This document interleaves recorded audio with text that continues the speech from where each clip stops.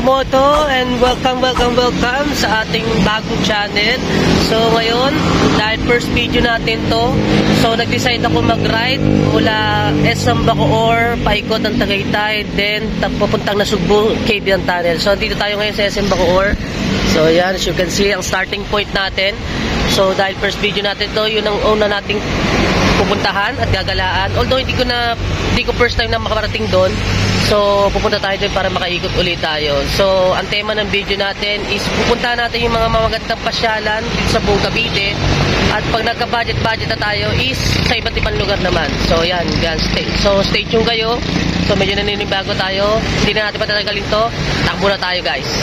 So yan, guys, bago na tayo para ano tayo.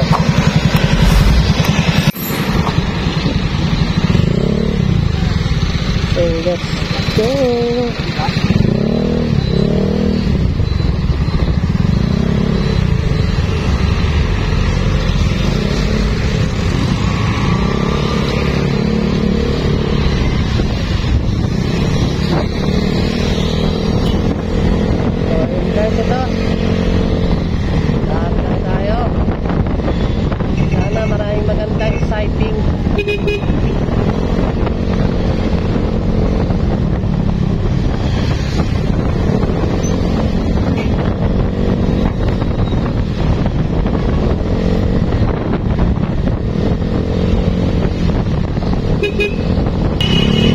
Maganda ang takbo natin, palaging green ang light. So tuloy-tuloy tayo. Sana lang magtuloy-tuloy itong ganitong magandang panahon para hindi tayo ulanin, para maging maganda ang ano natin, ang first video natin, first ride natin ng Kamoto Rider.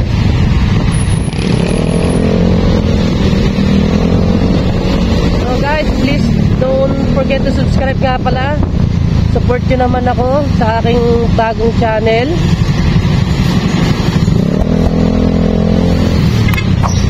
At sana mapalaki natin itong channel na to para makatulong din tayo sa ibang tao. I-share natin yung blessing natin.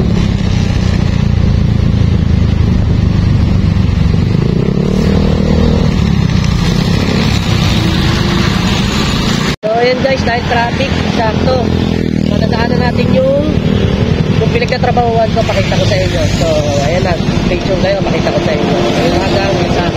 So ayan guys, ito dahil wala kaming pasok hanggang January 3. So mahabang bakasyon. So ito guys, ang aking pinagkatrabahuan.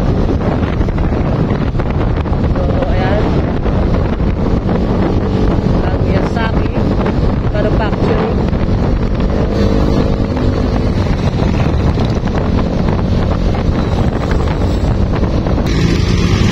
So as of 8:54, nandito na tayo sa Palapala. 8:54. Guys, so medyo mabagal tayo. Umalis tayo kasi dun sa Bacoor na eksaktong mga 8:05 ganon. Kasi nag-video pa tayo 8:05. So medyo mabagal ata tayo. Mas magna-night na. Nandito pala tayo sa Palapala. So okay lang. Wala naman tayong hinahabol na oras. So enjoy lang natin ang ride.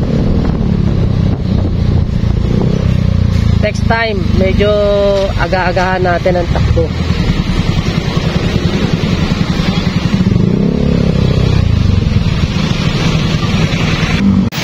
So ito na nga yung sinasabi ko sa inyo guys na ulan sa Tagaytay. So ito yung sinasabi ko, hindi ko na-anticipate. So hindi natin mag-video kasi hindi waterproof po natin. So kapote muna ako guys. So mamaya pagdating natin sa Twilig, sana medyo maaraw na doon. So diba guys, pagdating natin dito, nandito na tayo sa pataas na papunta na tayong Twin Lake. Tingnan nyo, biglang araw. Dapat lakas pang-akar. Mababa tayo. So hindi natin na-video yung mga dinaanan natin kasi ang ulan, ang lakas. Tapos pag ano natin dito sa may punta ng Twin Lake, biglang umaraw. So di ba? Pero mas okay na to. Kesa maulan, at least kahit paano may video natin yung mga dadaanan natin.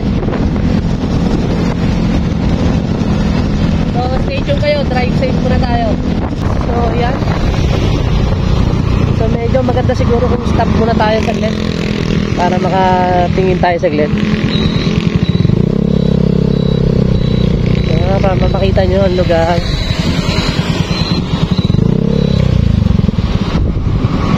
So ito ang Twin Lake. So ito ang Twin Lake guys. So Tagaytay, kita yan oh. Wow. Ang view ng Taal. So ito yung tinatawag nilang Twin Lakes guys. So medyo pinagbigyan tayo ng panahon, hindi ulan. So yan guys, tumigilan tayo saglit para makita nyo yung view ng Taal. Yan, so kaya siya na kayo sa buhok natin guys. Kakabuan na nga. So guys, takbo na tayo sa next time palikan natin itong Twin Lakes, tapos medyo magkapi-kapi tayo, medyo may budget na. So stay tuned kayo, takbo na tayo sa Cabiang. So ayan guys, nakarating tayo dito sa Taal ng 10:02. So almost isang oras and 6 minutes bago tayo nakarating. So sa bagay takbo natin chill lang, di tayo masyadong nagmadali. So ito, takbo na tayo papuntang Cabiang. So stay tuned kayo pag medyo malapit na tayo. Ito, dito tayo sa Nasugbu. Papunta ng Cabiang na tayo guys. Let's go. So ayan, ito guys. Ito, makikita nyo bago tayo pumasok.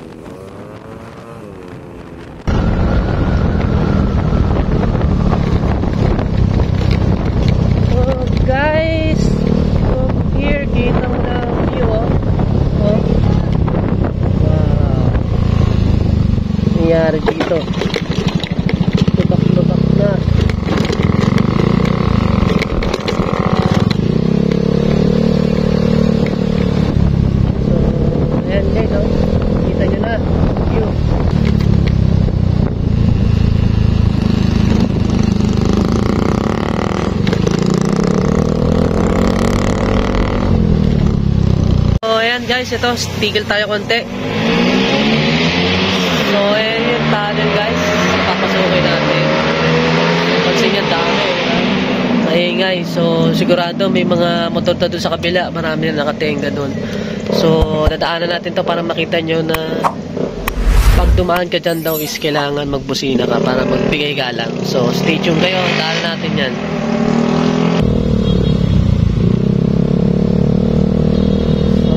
Ito na guys, ang legendary Kabyang Tunnel. So marami.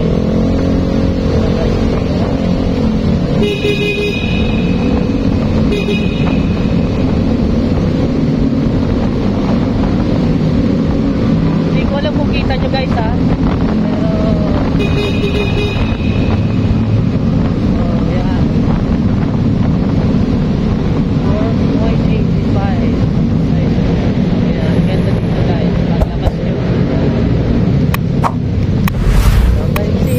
pero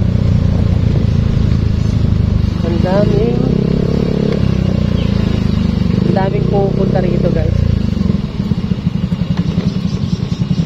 So yan guys ang ginagawa dito sa Kabyang Tunnel, picture, then doon sa unahan isa-isa yan haharang sa gitna. Ayan, haharang, mag-video sila dyan. So ganun lang, yun lang kinaganda rito, experience dito sa Kabyang. Normally, grupo-grupo rito. Kasi siya na kayo sa buka, hubad ka na ng helmet. Grupo-grupo ang punta rito para mas enjoy kasi yung alam mo yung ride nyo na sabay-sabay kayo ng liko. Yung ganda. So, ayan guys. Puntahan natin ang ating unang destinasyon sa ating video, ang Kabyang Tunnel. So, marami pa rin tao. Pero mas marami ito pag Sabado at Linggo. So, ngayon, sana tayo. So, hindi mawawala sa video natin ang pagkain. So, stay tuned kayo. Hanap tayo ng kakainan natin. So, nga pala guys, meron nga pala ditong lugar na daanan bago dumating dito sa Kabyang na dadaanan natin. Hindi ko alam kung makikita natin na talagang lugar na kung saan maraming nagsaslide, na aksidente. So, tingnan natin kung maalala ko pa kasi tagal na years na bago ko nadaanan yun. So, stop tayo doon saglit para tingnan natin yung mga nagdadaan doon. Pero normally maraming na aksidente doon, nag-slide. So, tingnan natin. Tapos, tingnan din natin yung isang nakatropa ko daanan natin. Hindi ko alam kung nailipat na sila ng tirahan. So, daanan natin yun. So, stay tuned kayo. So, dito yun guys. Yung road na to. Yan, buti wala pa masyado na daan. Dito madalas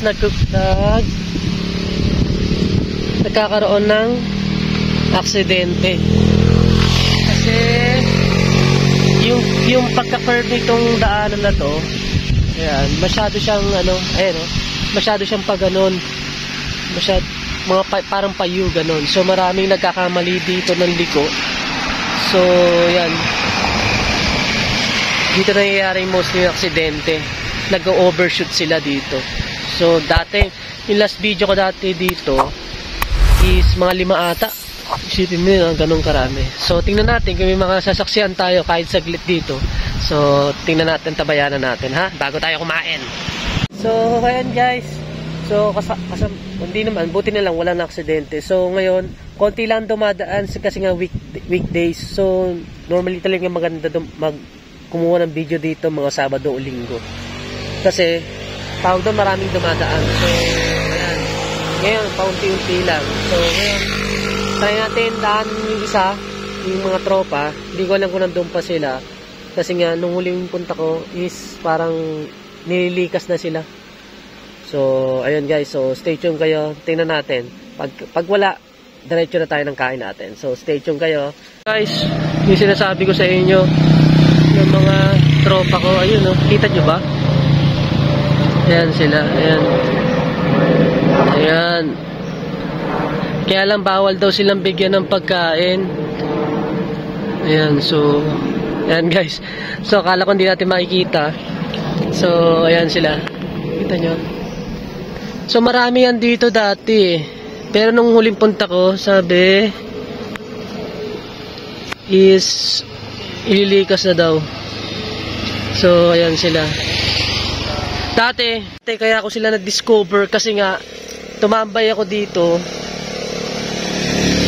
Nakakain ako, umaga yun. Tapos nawala yung pagkain ko, tapos nagulat ako. Umano yung puno. Doon ko na lang nalaman na may mga unggoy pala dito. Yun, doon na simula noon, nadaan ako dito. Pero dati mas marami sila. Mas nakaano na sila siguro mga nagbibigay, marami nagbibigay ng pagkain. So, ngayon bawal eh. Ngayon may karatula na oh. Bawal ng bigyan. Hindi ko lang kung bakit. So, at least yan, nakita natin. So, ayan. Guys. So, ngayon, harap na tayo ng mga kainan natin. Ayan guys, ayan. Nakita nyo na ha. Hindi na natin mga tropa ko. So, ngayon, medyo konti na lang sila. Overtake. Tapos yun, oh. So, ayan, nadaanan natin sila. Kahit paano, nakakita tayo. Kala ko wala na sila dito eh. So, dito bisita natin silang mga tropa. So, ayan guys. So, ito. Ang siya na lang din natin nagagawa. Ang ng pagkain. So, stay tuned kayo. Ano muna tayo ng pagkain natin. Hindi ko alam kung dadaanan natin. Pero, nagkikrave ako sa Burger King eh. Sana may makita tayo. Hindi ko alam kung meron dito. So, stay tuned kayo. Bago tayo paalam sa ating video, hanap muna tayo ng ating pagkain. So, stay tuned kayo. Ito, medyo napahinto tayo kasi andito pala nung umabante tayo konti. So, ito, mas marami sila dito. Oh. So, see? Oh, mas marami. Oh. Hindi ko lang kung friendly tong mga to. Kaya lang, mga bata pa to. Mga bata pa. Oh. Hindi ko alam kung lalapitan tayo nito. Oh, ayun, ang dami pa rin dito. Oh. So, ayan, astig. Natropa natin. So, ayan. Yan ang bawal pa. Ayun, may bitbit pa siya yung anak niya. Bitbit niya pa yung anak niya nakapasan. Ba't ba hindi ko ma-zoom? Ayun, no? Bitbit niya pa yung anak niya. Ganun pala yan. Oo. Diba? So, ayan. Ayos. Kahit paano marami tayong nakita na tropa. So, stay tuned kayo. Tayo na tayo. Napatigilan tayo kasi nga ang dami pala nila dito. So, ayun, alas 12 na pala. So, ilang oras ang biyahe natin? 4 na oras. So, okay lang. Chill lang naman. So, stay tuned kayo. Hanap tayo ng ating pagkain ha. So, yun guys. Ito, tumigil tayo kasi may nakita tayo. Punta tayo. Burger King. So, yan isang araw pa ako nag-crave dito eh. So, hindi tayo mag-ano. Drive-thru lang tayo. Para mabilis. Sa bahay na lang. Oy.